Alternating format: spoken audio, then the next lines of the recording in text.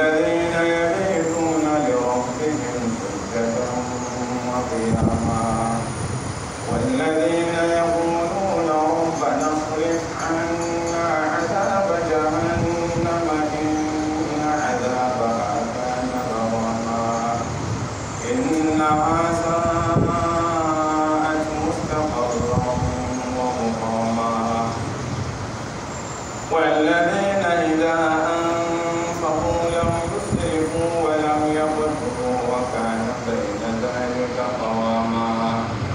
الذين لا يدعون مع الله إلها آخر ولا يقتلون النفس التي حرم الله إلا بالحق ولا يقتلون النفس التي حرم الله إلا بالحق ولا يزنون ومن يفعل ذلك يلقى أثاما يضاعف له العذاب يوم القيامة ويخلد فيه مهانا إلا من تاب وآمن وعمل عملا صالحا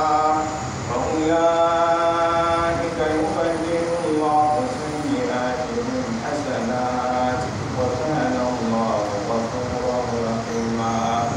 ومن تاب وعمل صالحا فإنه يتوب إلى الله متابا والذين لا يشهدون الزور وإذا مروا باللغو كراما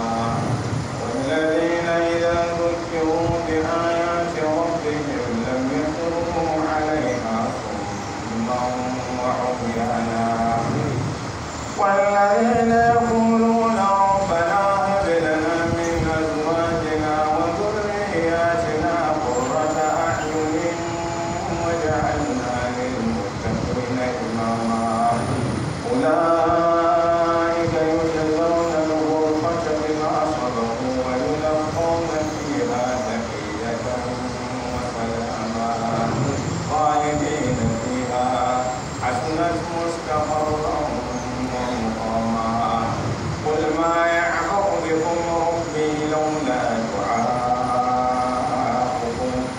فقد كذبتم فسوف يكون لزاما ربنا